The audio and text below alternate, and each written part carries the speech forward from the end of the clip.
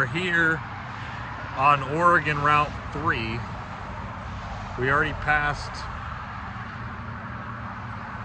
Silverton, Bremerton. I don't know where the frick I am. I have a little bit of a problem. This trailer is pretty messed up. This trailer's got some problems.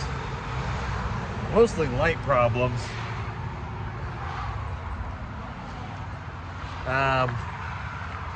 Wow, this road's really busy. I had to pull over here and take a break because I'm getting a little bit stir crazy. I've been driving for 300 miles and there's been nowhere to pull over, and it's just a 2-lane road for 100 miles. This looks like an RV park, and the lake's right back there. Man, Washington is such a beautiful state. I've never been this far west before. Anyways, let me show you this trailer. Yeah, something's wrong with this trailer. I can show you guys, but when it's not. I can't stop laughing.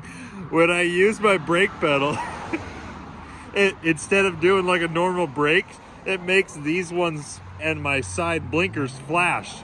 So it's like, it makes it so I have a right blinker when I'm just using my brakes. And when I put on the actual right blinker, sorry it's so loud, there's so many cars. When I use my right blinker, it flashes these two and it flashes the ones on the top. There's some crossed wires. I didn't notice it when I did my pre-trip, because when I do my pre-trip, most of the time I just turn my hazards on and then I test my brakes with the well, when I got this trailer loaded, I was in one of the Peterbilts. So you do the automatic switch where it'll flash your hazards, then it'll flash your brakes. So it looked fine with the Peterbilt, but I didn't test the blinkers individually, which I know you're supposed to. They tell you you're supposed to in CDL school, but so I didn't notice it. But yeah, this trailer's pretty messed up. That's gonna have to get fixed. I don't really want to go digging through wires because they just barely did all this. You can see this is all new. But yeah, these lights are messed up because this one will blink.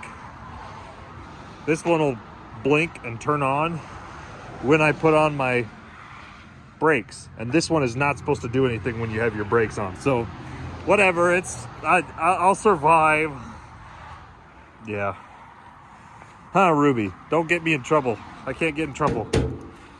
But we're almost to our delivery now.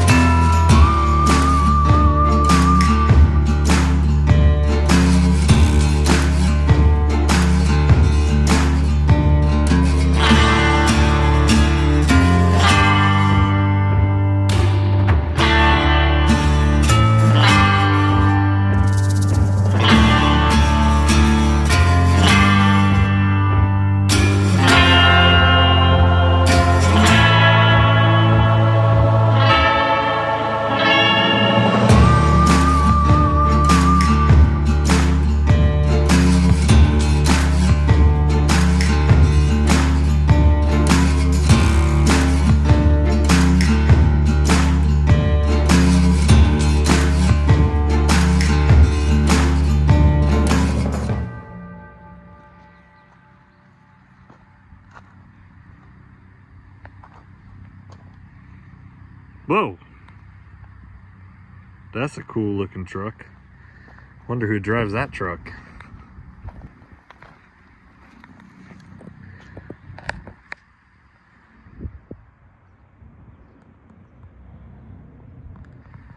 I am here at the delivery where we are supposed to be delivering tomorrow morning. It smells really, really good here. I don't know how to describe what it smells like. There's some helicopters going by. It smells like pine, but also I don't know what that smell is. I don't have a refined sense of smell. I don't know what that smell is, but it smells like a candle shop, honestly. It smells like there's a bunch of scented candles burning, and that's what it smells like here. It smells awesome. But we're here in Sequim, or I don't even know how you're supposed to say it. I'm sorry, it's a little bit windy. But as I said earlier, we're delivering a load of furniture, and we're delivering them to these model homes. So this is a new subdivision. I'm kind of just parked here because I'm assuming nobody's gonna drive here. I'm just gonna sleep here tonight. But it works out pretty good. They got some porta potties, so I can go to the bathroom if I need to. Yeah, they've got a couple of these homes that are model homes that they're gonna be furnishing.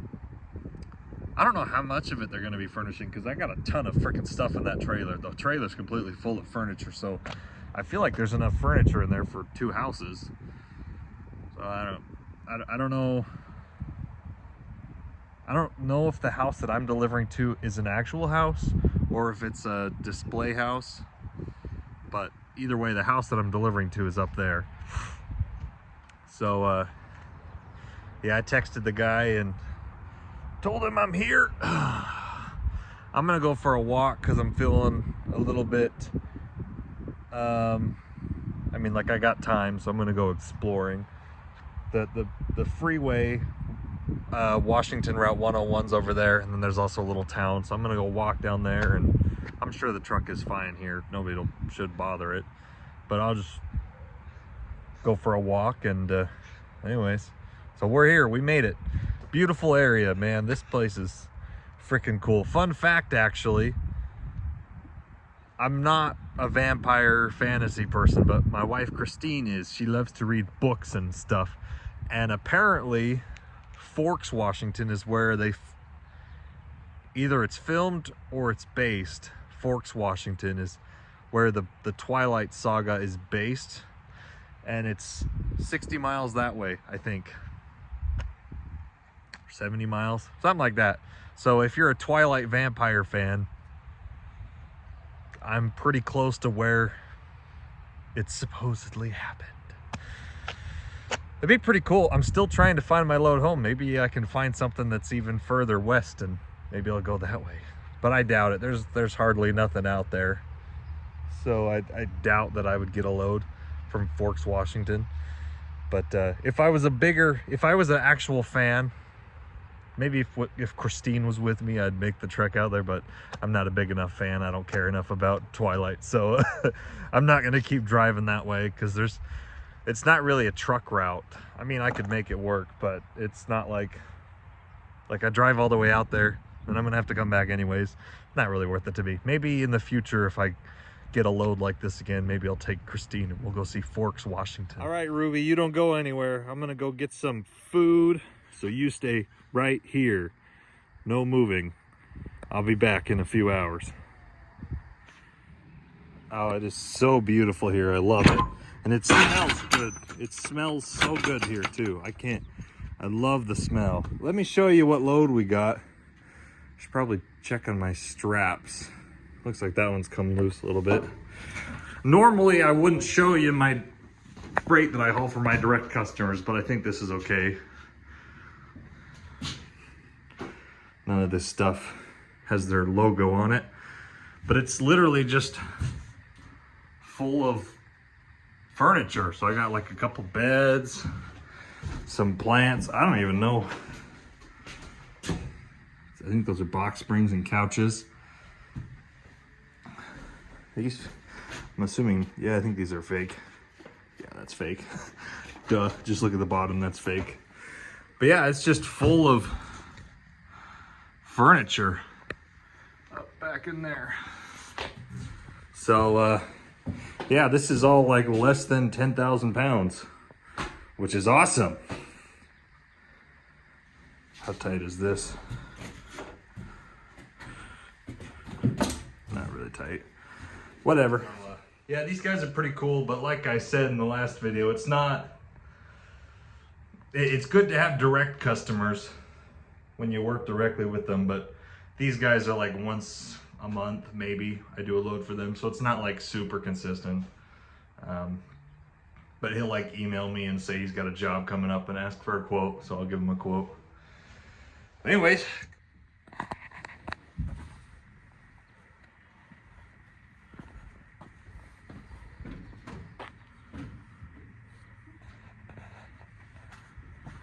we are here in Sequim, Washington. I should probably ask somebody how you're supposed to actually say that, because I haven't asked anybody yet. I'm just assuming that's how you say it. But they're unloading me now. We're about halfway done. They unloaded the first house, and then I had to pull forward, and now they're unloading the next house. But I was able to get a load home. Not a load home. I got a load out of Washington to right at the Idaho-Oregon border going to Ontario, Oregon. It's not the best load, but it got me out of Seattle, and then hopefully from Seattle I can get a load home from Boise.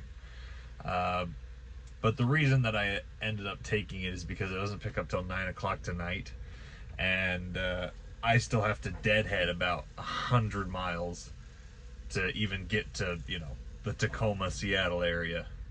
So I'm actually a lot further west than I thought. I don't know why. I mean, I knew that Seattle's actually pretty far inland, but I didn't realize how far inland it is. I mean, like you think like Portland and Seattle. When I used to think of those cities, I used to think they were like right on the coast and right on the Pacific, but they're actually not. They're actually pretty far inland. You know, you still have like 200 miles that you can go from Seattle. I mean, it's not a direct shot, but like 200 miles of driving before you actually get to the Pacific Ocean. So,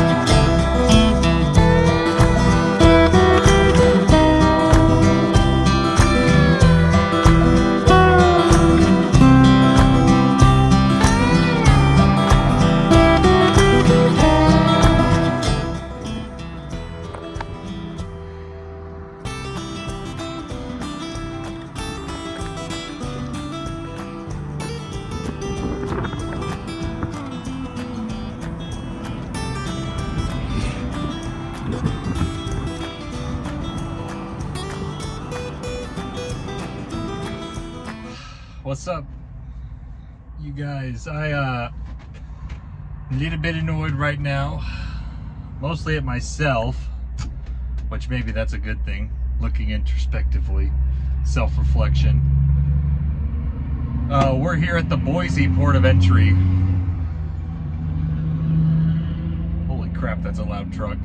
We're here at the Boise Port of Entry, and we got a level 1 full inspection. Truck and trailer and paperwork. And I got put out of service in Ruby, but not for like a typical reason. Yeah, we got put out of service because of this. Let me show you. Yeah, so I basically have to spend the next 10 hours here at the Port of Entry. And this is something that I should have noticed, at least in the last 10 months. Since I've owned the truck. But the reason I got put out of service is because there's no manufacturer's date stamped on the side of this engine. And so let me show you.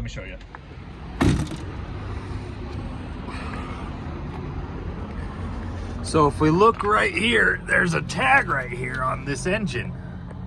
Remanufactures, but the date it shows is 1 of 13, or no, 3/13. Which doesn't make any sense.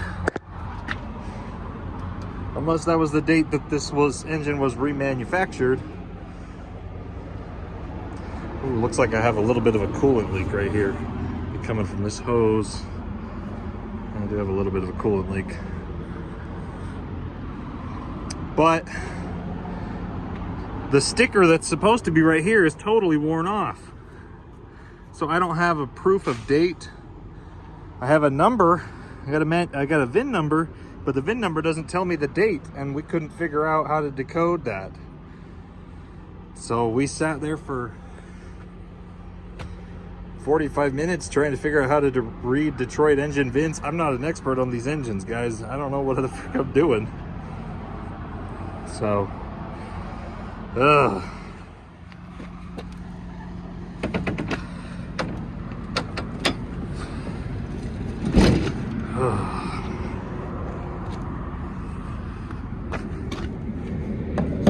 So basically, because I don't have a posted manufacturer's date on the engine, and the guy, he was pretty cool. Well, I gotta give props to the Idaho guys. Idaho DOT are some of the coolest DOT out there. There's been many times that they've stopped me at DOT ports for things that I should have been out of service for, and instead of making me feel like an idiot, they always were helpful and explaining. Idaho is, you got to give props to Idaho. Idaho DOT are some of the nicest guys out there, unlike other states. I won't say which ones, but yeah, if you're going to get inspected in a state, try and get inspected in Idaho. The only thing he got me on was the hours of service, which it's really not even an hour's. He said my logs look good, but they're invalid because I don't have proof that the engine is a 1998 engine. And he's like, look, I know that's not a 2013 engine, even though the sticker says 2013. That looks like an old engine. And I was like, yeah, you know? So he said that if I can get proof that it's an older engine, I don't even know what I would do. Maybe if I go to like the Freightliner dealership, maybe they could scan it and write a letter that says it's an old. I don't know what I'm supposed to do. What do you do if your sticker rubs off the side of your engine? I didn't think this would be such a big deal. It says glider truck on the cab sticker right here on the inside of the door. The truck says glider, but I've never been in this situation before, so I don't know what I'm supposed to do. Anyways, long story short, he's making me sit for 10 hours because it is an e-log violation, and whenever you have an e-log violation, they make you sit for 10 hours. So it's whatever. So what have I been doing? So we took a load from, I got unloaded in Sequim, and then I got a load in Polyup, booked it through the night, delivered to Ontario, Oregon, which is right on the border of Oregon and Idaho. And then I got this reload that was going from Payette to Ogden, so straight home. And the sad thing about it is I've only driven 40 hours today, so I took like a 13-hour break last night and just started driving this morning, and you know, So whatever. I've only driven 40 miles today, and now I have to take another 10-hour break. So yeah, let me know what would you do in this situation? How do you get proof that it's a ELD exempted truck? I think I know what the solution is, but comment down below what you guys would do. Do I go to a manufacturer? Do I go to a dealership and say, hey, I'm missing my sticker, here's the VIN, can you just print me another sticker? Do I have to contact A.L. Smith? Because remember, I bought this truck on an auction. I didn't get any documentation from the auctioneer. I just got the truck VIN. I didn't even get the engine VIN. But I'm pretty sure it's a 12.7 truck. I don't know. So anyways, that's where we're at today, guys. Out of service. First inspection with the new truck though, so that's kind of cool. But yeah, I can't leave, so kind of sad.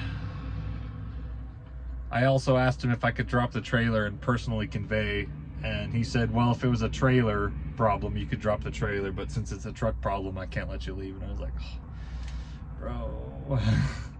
Anyways, whatever. Well, we'll wrap the video up here, and I'll catch you guys in the next video.